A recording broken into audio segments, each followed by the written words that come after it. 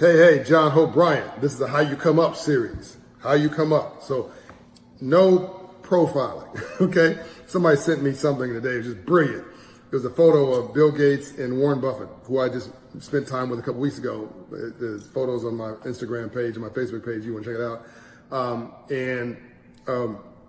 The photo said like $180 billion between them and not a Gucci built in sight. It's so true. Not a Gucci built in sight. Translation. These are folks who got some real money and they dress like average Joes. Almost like they dress from Walmart. They're not trying to dress down. It's just that investment was not, that money spent was not a return on investment, so they didn't do it. So don't spend any money profiling, trying to impress people you don't know with things you can't afford, in areas that don't matter, in ways they're not going to be a return on investment, with things that don't move the needle. So you don't go get in business and go lease a car, because if you take your limited investment capital, or worse, loan capital from a loan from the SBA or something, because you think that it's that to be a businessman you need to, or a businesswoman you need to look the part, quote unquote. So you go lease a Mercedes, but when you don't have the income for that, then when your outflow exceeds your inflow, then your overhead is going to be your downfall. I'm going to repeat that. When your outflow exceeds your inflow, then your overhead is going to be your downfall. And your Mercedes turns into Mercedes payments, okay? Because you can't afford it. Somebody told me a story today of how his brother was going to do some a luxury transport business, sort of forgot to build relationships with the folks who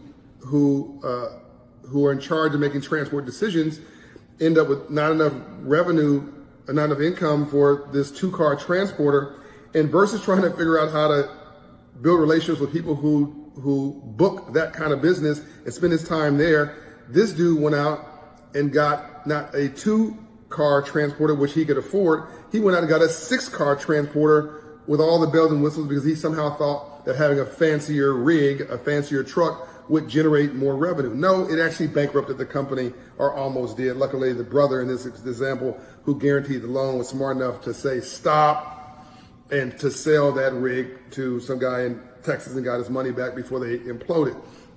Minority businesses, people who have been put upon, those who've been left behind, those who feel invisible. Sometimes we get the wrong memo on what's important in business, and we start profiling, buying Gucci bags, buying Louis Vuitton, leasing fancy cars, trying to unless you're a rapper, okay, or somebody in the entertainment business, or somebody who's a baller in professional sports, and somehow your brand is enhanced by you flossing with all that stuff on, unless it's your business to floss, and a rapper is like the best example of that, then just don't do it. Because a proper businessman or businesswoman, not only do you not get any credit for that, you actually start making yourself look bad. Because you don't want to roll up as a 100-aire or a 1,000-aire trying to look like a millionaire or a billionaire and roll up on a real billionaire who's driving a Toyota.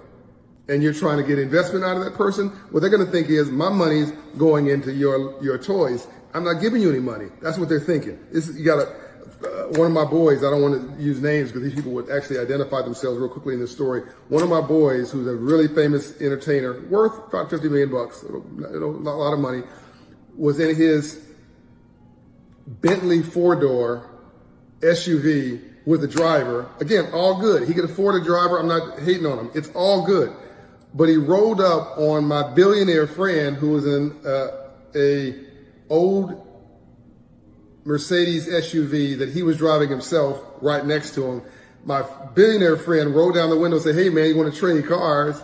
And my guy was like, no, I'm good, not recognizing that the guy who was joking with him could buy and sell the whole block 10 times over. The guy who was in the Mercedes beat up SUV that's paid for is worth $6 billion, it's with a B. And my dude, the entertainer, was worth $50 million, which again is still great. But this is bugging me. But you get the story, right? And by the way, the guy who was worth $50 million, he's successful, right? And he cannot make another dime his entire life. Yeah, man, I want it proper. and he's going to be fine, right? But if you but he's also an entertainer. That's how he makes his money. That's his business, right? To floss, to look good as part of his image. The billionaire dude, right? He don't need to impress anybody. In fact, when I go to hang out with him, folks don't even know who he is, but he can buy everybody around him 3 times over financially, and you don't have a clue who he is, and he likes it like that. I'm just saying, well, I will put the photo on my Instagram and in my Facebook of Bill Gates and Warren Buffett. It's brilliant. They're worth 150 billion plus, and you don't see a Gucci built in sight. Don't spend your time profiling or trying to be something you're not, to impress people with something you don't have, about things that don't matter, with people who can't do a thing for you. It's like going to a networking reception, right? You'll never find Warren Buffett at a networking reception. Who are you gonna find at a networking reception? Folks who can't do a thing for you. Everybody's not trying to get a card, they're trying to give a card, and then then everybody takes their cards and put them in the shelf somewhere or in a drawer and never touch it again and never follows up. That'll be another video on how to come up. I'm gonna do one just on following up. Let me know you like this series, pass it on, share it, and this is one of my longest ones, so let me know when this was helpful. I'm out. John Hope Bryant. Peace. Go to Operation Hope. Our services are free. All hope insides.